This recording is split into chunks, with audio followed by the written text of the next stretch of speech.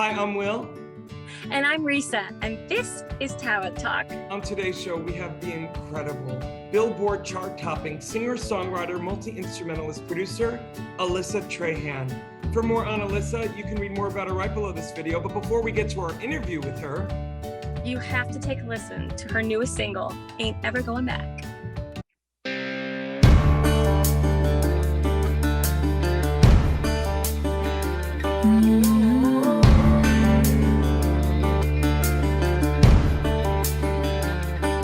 It's been a long time coming on a hard and winding road.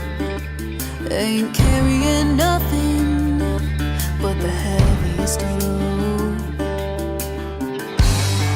Now there's no returning to the way it was before. Engine still burning, pedal to the floor. We didn't come this far just to come this far. Didn't keep it all together just to let it fall apart. Didn't get here just to turn around. Didn't climb this mountain just to let them take us down. Didn't save nothing for the ride back, 'cause we ain't ever going back. No, we ain't ever going back.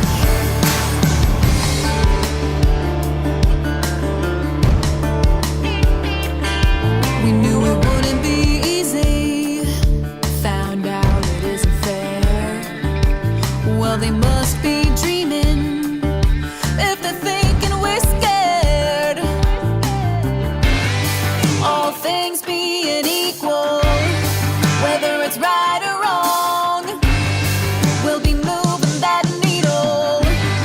So bring it on. We didn't come this far just to come this far. Didn't keep it all together just to let it fall apart. Didn't get here just to turn around. Didn't climb this mountain just to let them take us down. Didn't save nothing for the ride back, 'cause we ain't ever going back. No, we ain't ever going back.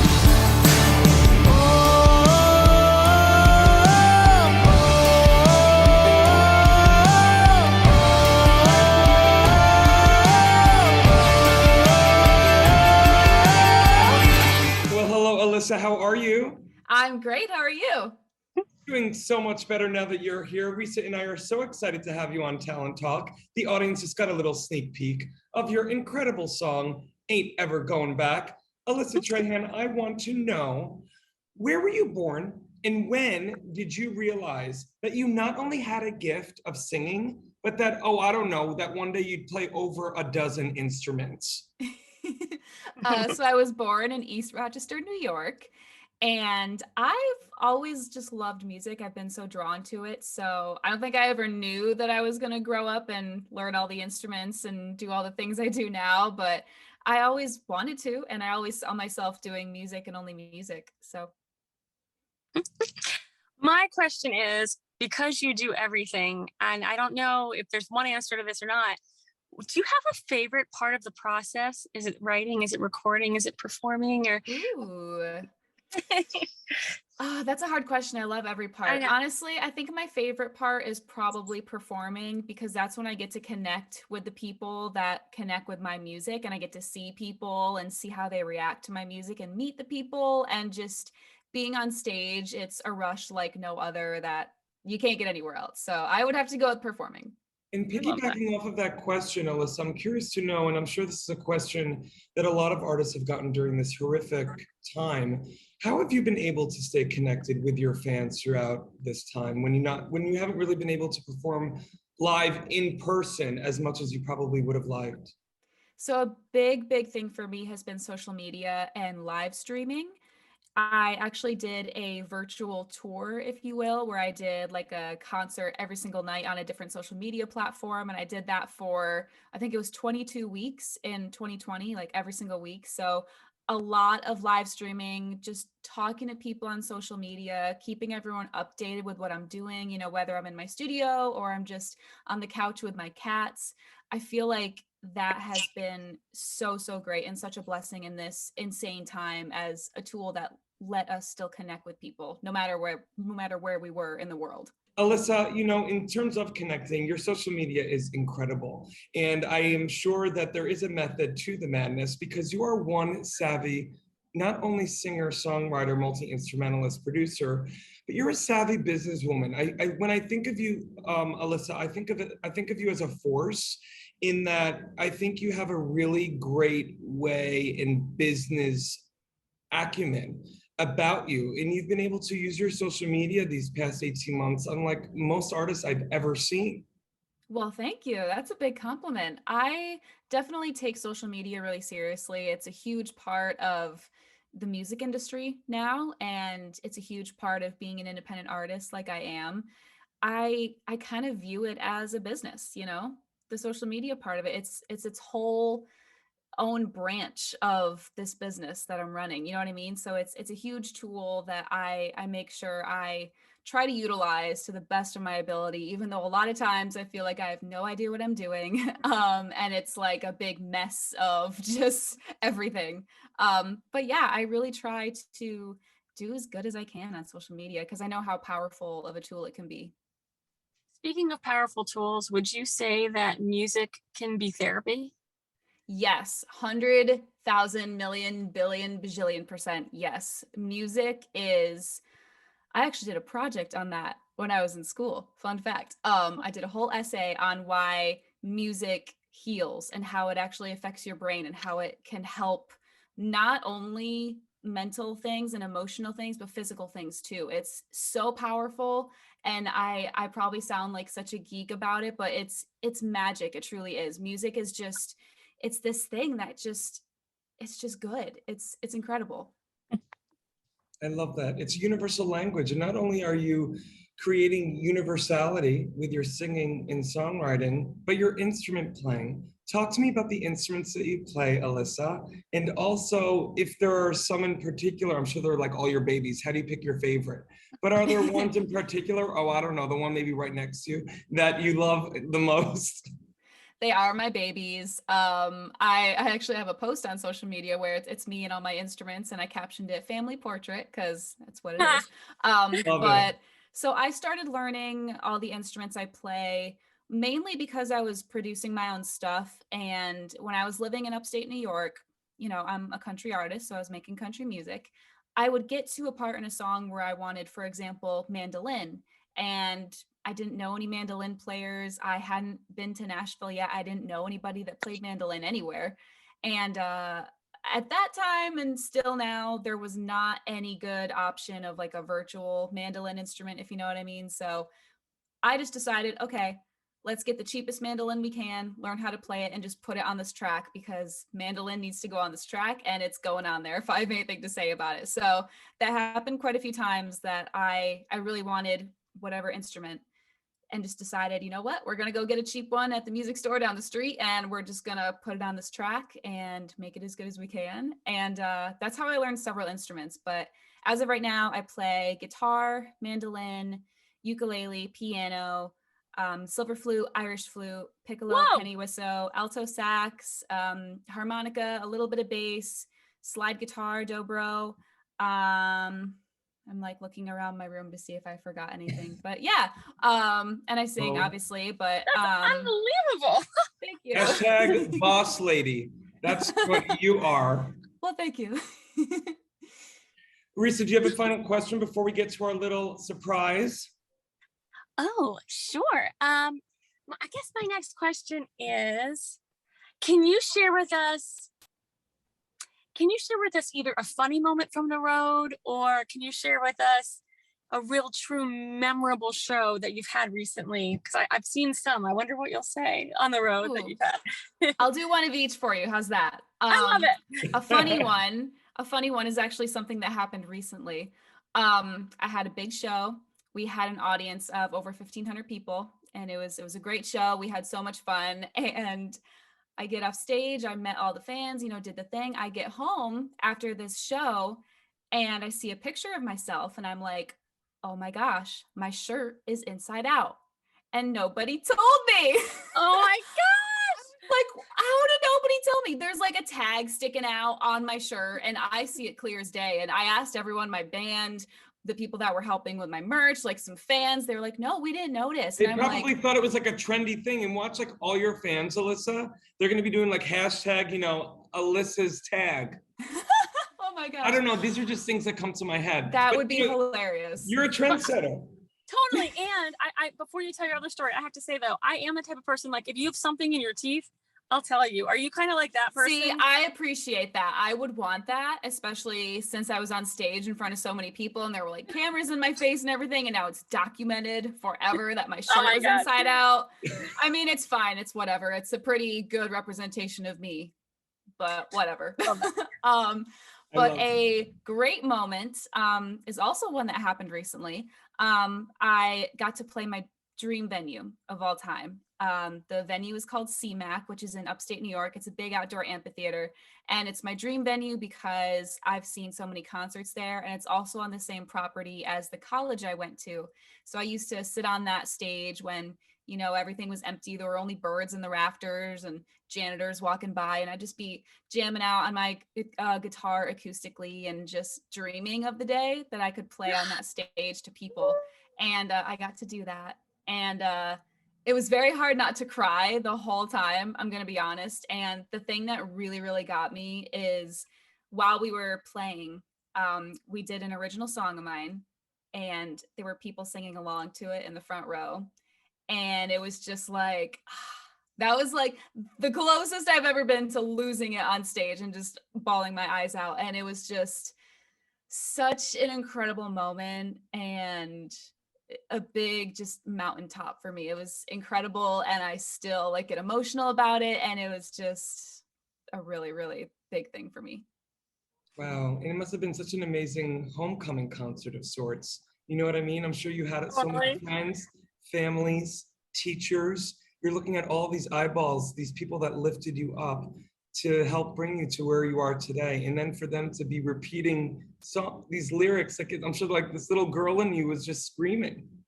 Yes, she definitely was. It was just, I can't even put it into words exactly how it felt and how much it meant to me, but it was everything I dreamed it would be and more, and it made my whole life. You're getting me emotional, Alyssa. I'll tell you what. I'm emotional too. Before I became a director, I was a performer for many years, and my twin brother and I got to headline Carnegie Hall a few years ago. Wow. And to have my parents in the front row, we were singing an original song and all that. I never thought about it. That's why I'm tearing up over here. I don't have something in my eye. But this is what you do, Alyssa. And again, not only through your songs, but your social media. Even if it's you on the couch, even if it's you being messy, you have such a relatability factor because you're not afraid to be vulnerable, share the story, get deep. And someone like Will that you just met, I'm remembering, oh my God, that happened. And what you're a great reminder of, Alyssa, and then I'll get off my soapbox, is, Alyssa, you're a perfect example of someone who is just unapologetically doing their thing and going after their lane. And you're showing and not telling artists and people, young girls out there, that you can be you, and that's enough. And well, thank you.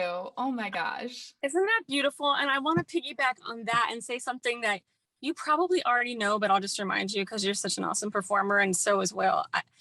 What's so cool about the experience you just had, and I really believe this, is I feel like we carry those audiences with us to the next show and the next show. And when I look at someone like Brad Paisley, and I can't even think about how many countless shows he's done, but he does it for the love of it still. All of those audiences we carry from show to show, they make us better. They give us, they give us life, right? And so that show, while it was that one night, you'll have that show and you'll hold on to it the next time you're on a huge stage, and you'll be like, I've done this before, and this is this much sweeter because I did it at the place where so that's absolutely. Yeah, totally. I love it. Well, Alyssa, we have so many more questions for you, but I think the most important one is coming up. Alyssa, are you ready for game time? I am. Bring it on. Well, Well, Alyssa, today's your lucky day because Risa and I both have our questions book. And number between 1 and 200. Alyssa, what is your favorite number? Do you have a lucky number?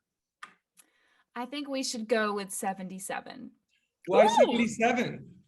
I like the number 7, you know, lucky 7, it's a thing, but I've always liked 7s. I don't love know, and it. 77 is nice. I Okay, here's love it. 77. Yeah.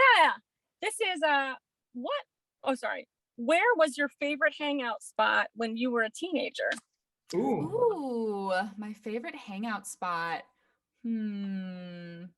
Probably at the local park, which is like boring, I feel like, but the local park because I love being outside and they had really fun swing sets and stuff and they had a pretty fountain and it was really fun and really nice. You're a child at heart all the time, probably then. Huh?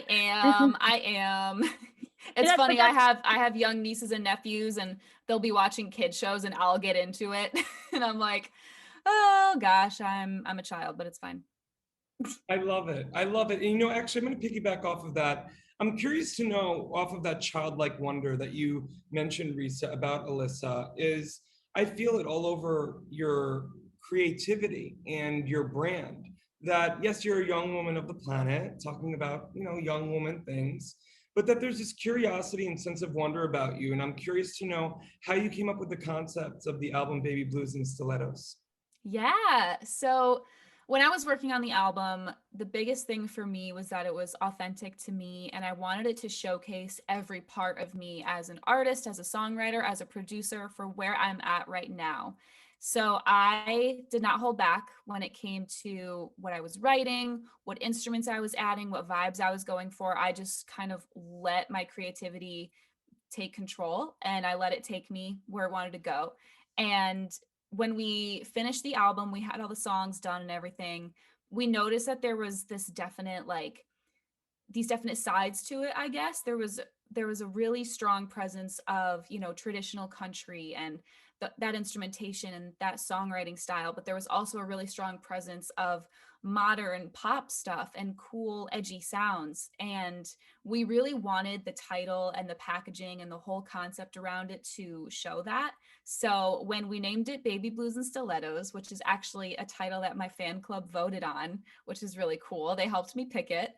The baby blue represents the traditional heart of it, and then the stilettos represent the cool, edgy pop vibes of it. So it really meshes together, and I think we accomplished what we were going for in that it shows every part of me.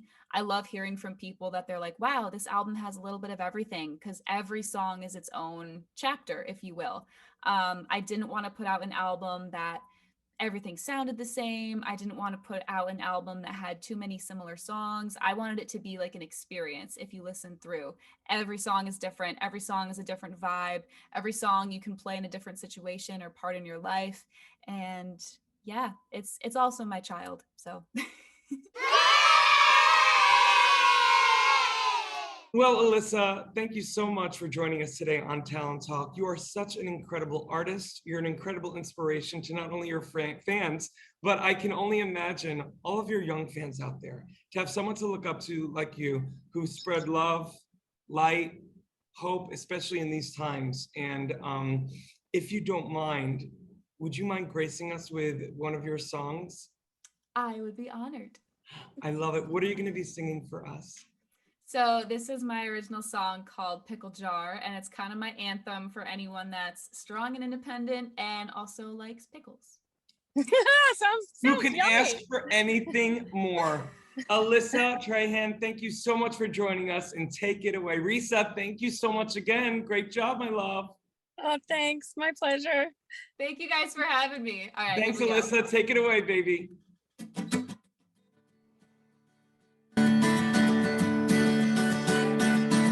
I don't need a man to love the woman that I am, and I sure as hell don't need someone to make me feel complete. I'm doing just fine, just my cats and I, but don't worry, I ain't sad. Being single ain't that bad, 'cause I'm strong and independent.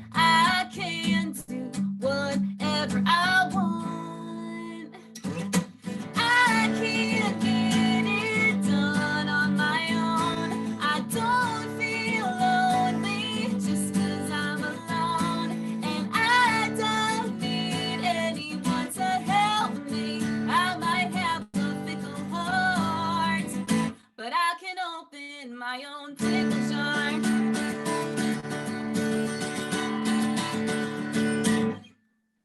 Woo! Love it. I can't wait to get some pickles. Thank you. And that's a bop. Beautiful, Alyssa. Thank Alyssa you. Trahan, thank you so much for joining us. And for our audience watching, for more on the amazing Alyssa, you can read more about her right below this video. Alyssa, Risa, God bless you both. And thank you so much. Thank So you. fun. Thank you.